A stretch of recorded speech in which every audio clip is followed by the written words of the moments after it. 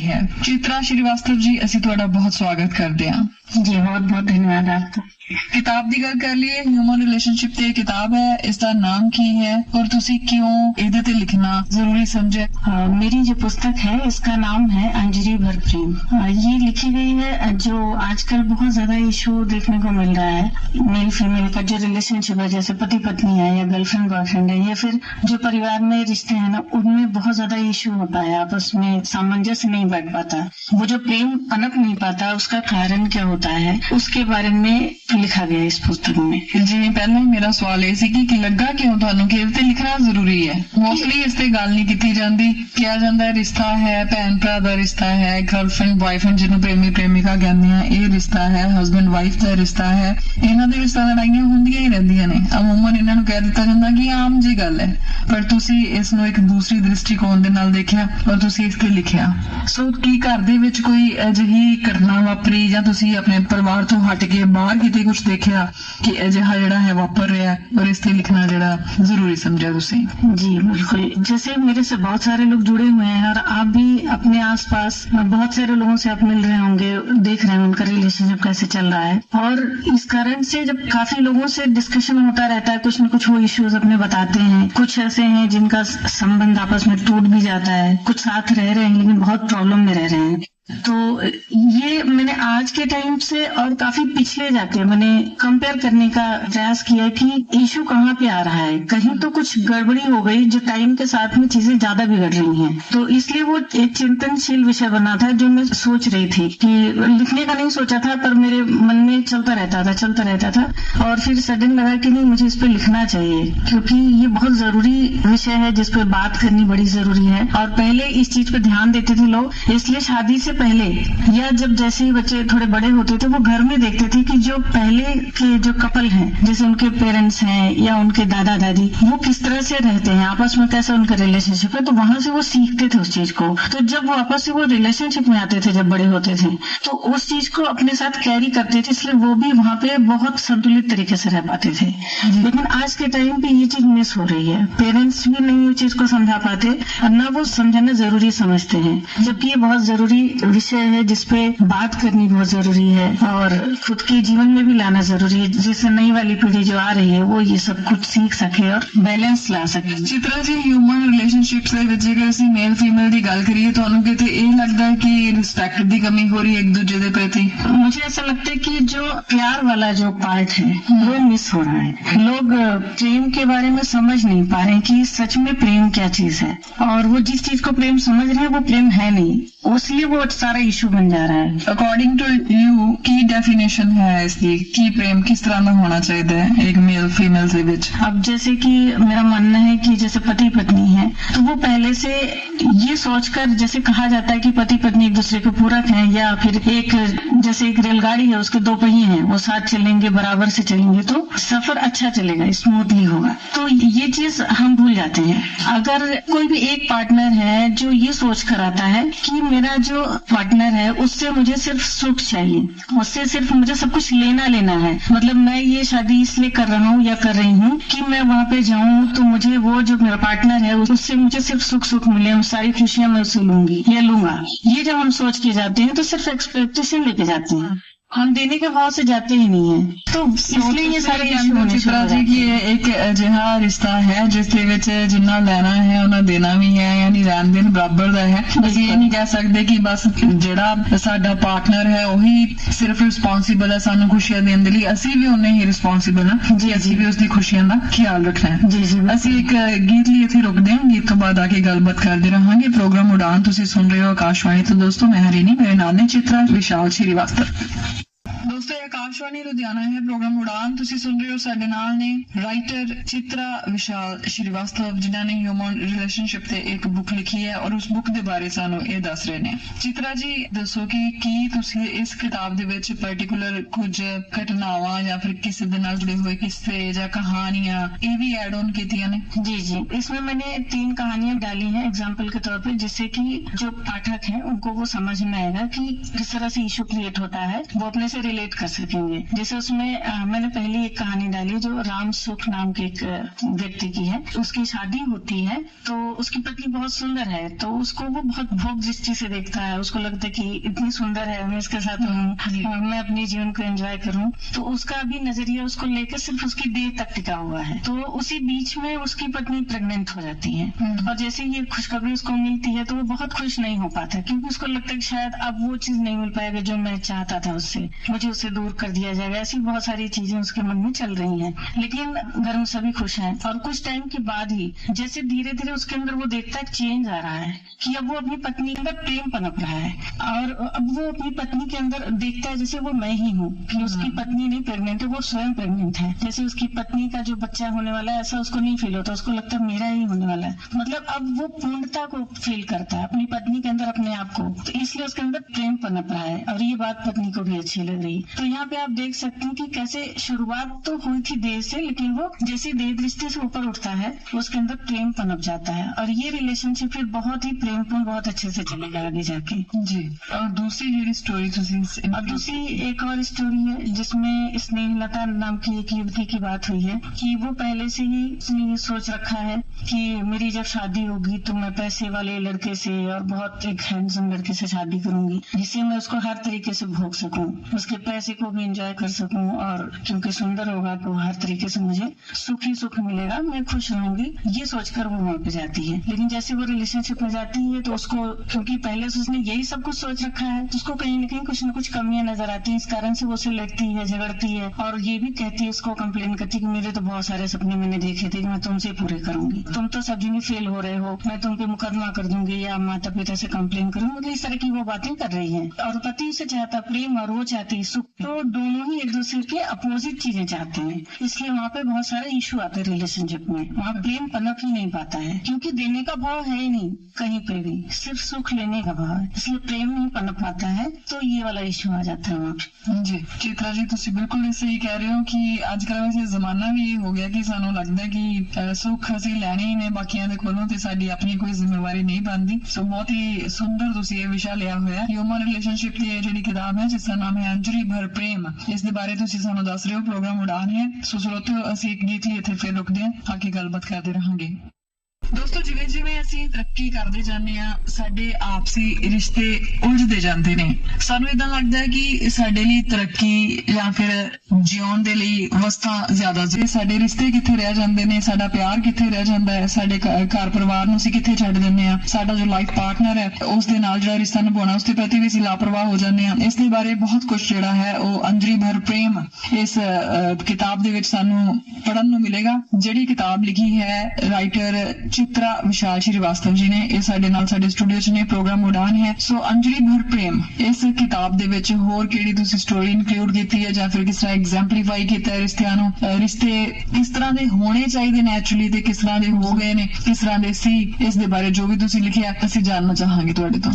जी, इसमें एक और मैंने स्टोरी ऐड की है। रुचि नाम की एक युवती है, तो उसमें है कि प्रमोद नाम का एक लड़का है, वो उससे बहुत इम्प्रेस होता है, उसका व्यक्तित्व बहुत अच्छा है, बहुत अच्छे व्यक्तित्व की लड़की है। तो व्यक्तित्व से इम्प्रेस होने के बाद वो चाहता है कि मैं उसे बात करूं, उसकी कोशिश कामयाब होती, बातचीत होने लगती है, फिर वो साथ आते हैं, साथ मिलते जुलते हैं, धीरे धीरे चेंजेस आ जाते हैं उसके विचारों में कि वो उसको सिर्फ स्त्री की नजर से देखने लगता है। व्यक्तित्व जहाँ व्यक्तित्व से प्रभावित हुआ तो वहां से वो हटकर उसको देह दृष्टि से देखने लगता है। अब उसके अंदर ये क्यूरियोसिटी आने लगती है कि वो कैसे दिखती है, कैसे रहती है।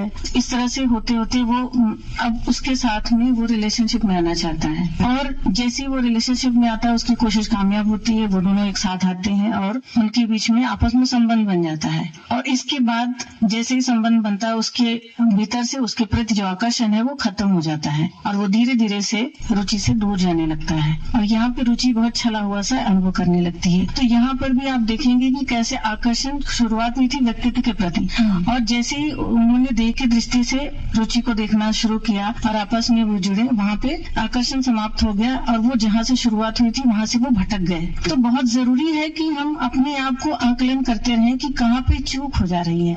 छोटी छोटी ऐसे खुद ਦਾ एनालाइज भी करिए कि सानू की सिर्फ अट्रैक्शन है या ਅਸੀਂ कदर कर रहे हैं, अगले दी वैल्यू कर रहे हैं, उस दी वैल्यू सानू कितनी चंगियां लगदियां ने, या सिर्फ शारीरिक आकर्षण ਅਸੀਂ फील कर रहे हैं। जी बिल्कुल। और बहुत जरूरी है कि हम इंतजार करें कि प्रेम पनप सके पहले, क्योंकि जब प्रेम नहीं पनप पाएगा तो हम कुछ और कर रहे होंगे और वो उसको हम प्रेम का नाम दे रहे होंगे। इस कारण से रिलेशनशिप में बहुत ज्यादा इशू आ जाता है जी। और फिर हम बाद में बोलते नहीं ये प्रेम संबंध था, टूट गया, जबकि प्रेम संबंध नहीं टूटता है, कभी नहीं टूटता है प्रेम संबंध। लेकिन क्योंकि हम समझ नहीं पा रहे इसलिए हम गलत चीज को प्रेम का नाम दे देते हैं। जी बिल्कुल सही चित्रा जी ने किहा दोस्तों कि प्रेम ਅਸੀਂ ਜਦੋਂ ਕਹਿੰਦੇ ਆ ਕਿ ਪ੍ਰੇਮ ਸੰਬੰਧ ਸਾਡਾ ਟੁੱਟ ਗਿਆ, ਅਸਲ 'ਚ ਉੱਥੇ ਪ੍ਰੇਮ ਕੋਈ ਹੁੰਦਾ ਹੀ ਨਹੀਂ। ਜੇਕਰ ਪ੍ਰੇਮ ਦਾ ਸੰਬੰਧ ਬਣੇ ਤੇ ਉਹ ਕਦੀ ਵੀ ਨਹੀਂ ਟੁੱਟਦਾ। ਇਹ ਇੱਕ ਅਜਿਹੀ ਜਜ਼ਬਾਤਾਂ ਦੀ ਲੜੀ ਬਣ ਜਾਂਦੀ ਹੈ ਜਿਹੜੀ ਸ਼ਾਇਦ ਲੋਹੇ ਦੀ ਤਾਰ ਤੋਂ ਵੀ ਜ਼ਿਆਦਾ ਮਜ਼ਬੂਤ ਹੁੰਦੀ ਹੈ, ਜਿਹੜੀ ਕਦੀ ਵੀ ਨਹੀਂ ਟੁੱਟ ਸਕਦੀ। ਪ੍ਰੋਗਰਾਮ ਉਡਾਨ ਦੇ ਵਿੱਚ ਅਸੀਂ ਰਾਈਟਰ ਚਿਤਰਾ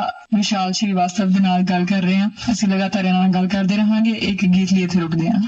जी दोस्तों, ये है प्रोग्राम उड़ान। साडे नाल ने राइटर चित्रा विशाल श्रीवास्तव। इन्हां ने एक किताब लिखी है अंजुरी भर प्रेम, जिस दे विच इन्हां ने ह्यूमन रिलेशनशिप बारे गलबात कीती है। बहुत कुछ दस्सिया है कि किस तरह दे जिहड़े रिश्ते पहला सी और हुण हो गए ने, रिश्तियां ने किस तरह अपना जिहड़ा रूप है बदल लिया। सो अकॉर्डिंग टू चित्रा ਇਹ ਕਹਿੰਦੇ ਨੇ ਕਿ ਹਿਊਮਨ ਰਿਲੇਸ਼ਨਸ਼ਿਪ ਦੇ ਵਿੱਚ ਪਿਆਰ ਹੋਣਾ ਸਭ ਤੋਂ ਜ਼ਿਆਦਾ ਜ਼ਰੂਰੀ ਹੈ। ਜੇਕਰ ਪਿਆਰ ਹੈ ਤੇ ਰਿਸ਼ਤੇ ਦੇ ਵਿੱਚ ਕੋਈ ਵੀ ਜੋ ਪ੍ਰੋਬਲਮ ਹੈ ਜਾਂ ਸਮੱਸਿਆ ਹੈ ਉਹ ਆ ਹੀ ਨਹੀਂ ਸਕਦੀ। ਜੇਕਰ ਸਮੱਸਿਆਵਾਂ ਆ ਰਹੀਆਂ ਨੇ ਤੇ चित्रा जी कहते हैं कि उत्थे प्यार ही नहीं है।